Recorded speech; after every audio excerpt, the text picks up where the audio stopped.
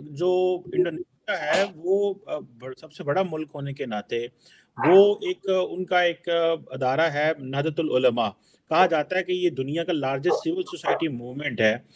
इसने बेसिकली अपना एक डायलॉग इनिशिएट किया है आरएसएस के साथ। यानी हमें हर वो चीज जो हमें मजीद तबाही की तरफ लेके जाती है उसमें हम सबसे आगे हैं। सो इंडोनेशिया जो है वो आरएसएस के साथ डायलॉग करना चाह रहा है टू अंडरस्टैंड कि वो क्या सोच रहे हैं, क्या कर रहे हैं, और हम यहाँ पे लोगों को डरा रहे हैं और उनके बारे में नफरत पैदा कर रहे हैं। आज तक हमारे मुल्क की तारीख में इस तरह नहीं हुआ कि फौज के खिलाफ इस तरह से महाजराई की जा रही है। तो ये जो हमारा जाली इस्लामिज्म है ना, ये असल में पाकिस्तान की कोई अपनी फाउंडेशन नहीं है स्वाय नफरत के।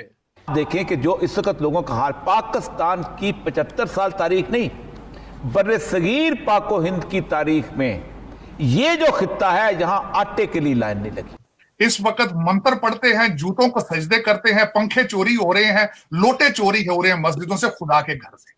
तो आप लोगों में इतनी हिम्मत क्यों नहीं है कि अपने मीडिया में जाके बोलो कि इमरान खान की गलती है? पाकिस्तान इज मॉरली, वो क्या कहते हैं, एक बैंकरप्ट मुआशरा है और दुनिया की सबसे करप्ट।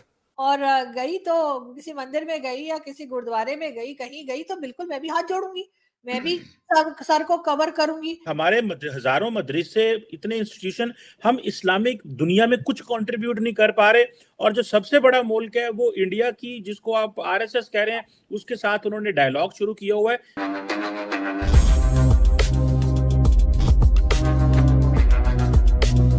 हेलो दोस्तों, जैसा कि आपने क्लिप में देखा कि पाकिस्तानी मीडिया ये चर्चा कर रहा है कि आज सबसे बड़ा इस्लामिक देश इंडोनेशिया आरएसएस की आइडियोलॉजी से बहुत प्रभावित है। वहीं पाकिस्तान में जो माइनॉरिटीज पर बहुत जुल्म हो रहे हैं, कभी हिंदू तो कभी सिख को निशाना बनाया जाता है।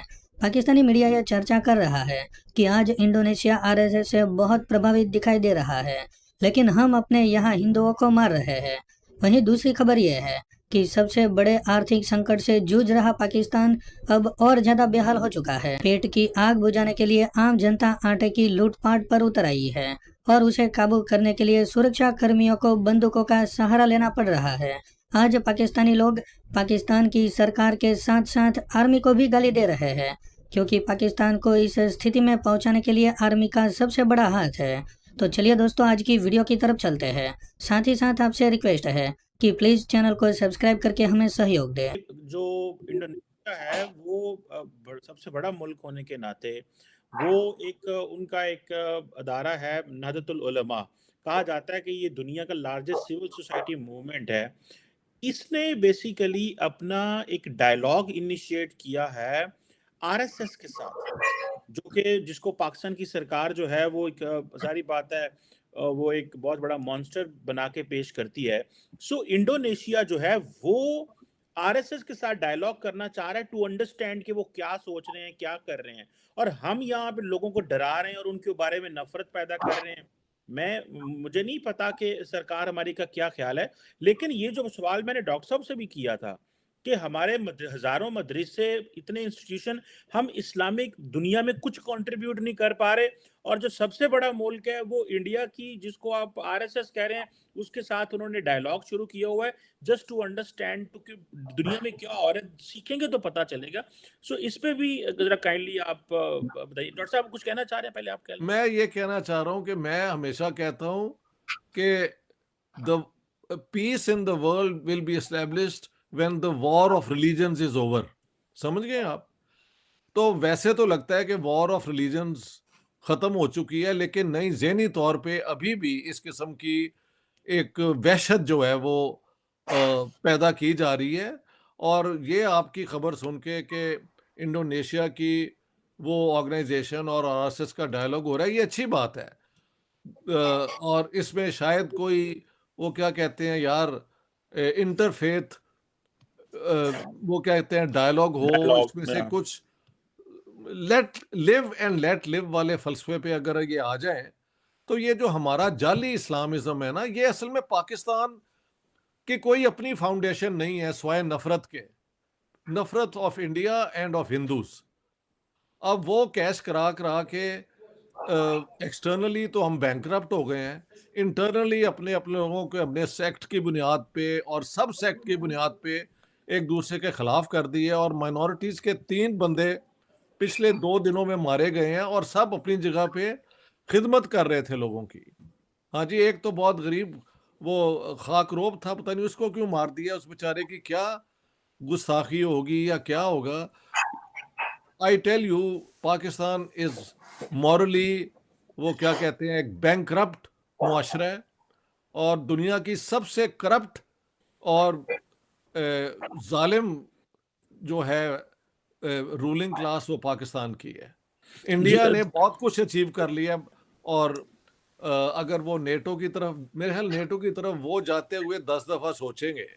इंडिया की खूबसूरती ये है कि उन्होंने हमेशा अपने नेशनल इंटरेस्ट को मद्देनजर रख के अपने अलायंसेस बनाए हैं। हमने पाकिस्तान को अपना क्या कहते हैं, मार्केट किया है कि हमें ये पैसा दे दो तो हम तुम्हारी ये खिदमत कर देते हैं, आप ये हमें दे दें तो हम आपकी ये सर्विस कर देते हैं। वी आर वो क्या कहते हैं यार, रेंटियर स्टेट, यानी हम अपनी फौज को, अपनी सर्विसेज को रेंट आउट करके तो उसमें से माल लेते हैं। तो इंडिया के साथ हमारा कोई कंपैरिजन नहीं है। India is a genuine state founded after a liberation freedom struggle, जो आखिर आज़ादी हुई, लेकिन इंडिया के 2 टुकड़े किए अंग्रेज़ों ने, क्योंकि उनको पता था कि पाकिस्तान की ये करप्ट लीडरशिप, लैंडलॉर्ड क्लास जो है, उसको हम इस्तेमाल कर सकेंगे जब भी हम चाहेंगे। और अफ़गान सो कॉल्ड जिहाद हमारे ज़रिए ही हुआ है ना। अगर हम हिंदुस्तान का एक हिस्सा होते तो क्या एक इंडिया उसमें इन्वॉल्व होता है सो कॉल्ड अफ़गान जिहाद में? No, not at all. हमारी तो अपनी फॉरेन पॉलिसी कोई नहीं है। We are there to sell Pakistan services, that's all. जी तार साहब, जो मैंने सवाल आपसे पहले किया कीमत साहब, मैं सबसे पहले तो डॉक्टर इश्तियाक साहब को एक टाइटल और भी देना चाहूंगा कि अपने इन ख्यालात के रखने के बावजूद Pakistan the land of the agencies, वहां से वापस आए हैं, मैं इनको गाजी कहूंगा, इसमें कुछ है। जिस तरीके से वहां से निकल कर आए हैं इन ख्यालात रखने के बावजूद, और फिर ये बड़े दबंग हैं, जहां जाते हैं अपनी जो रिसर्च, अपना दिमाग जो इनकी सोचे हैं, उनको ये उसके साथ बददयांती नहीं करते। ये बिल्कुल सही कहते हैं, ये बच के आए हैं। मेरी दुआ थी, I was watching him, he is very precious, he is very dear to me. एक तो मैं ये कहना फिर अब मैं आना चाहता हूं कि आप कह रहे हैं पाकिस्तान की इस्लामिक कंट्रीब्यूशन, 40,000 मदरसे जो हैं वो इस्लाम क्या सिखाएंगे, वो इनको नमाज तर्जमे के साथ नहीं सिखा सके।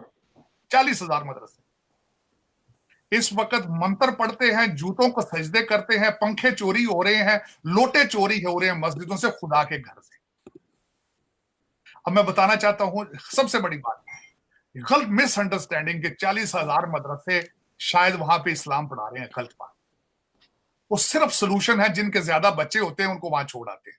वो रोटी, रात को रोटी, कपड़े और सोने की जगह देते हैं बच्चों को, और कुछ भी नहीं। उनका इस्लाम के साथ कोई रिलेशनशिप नहीं।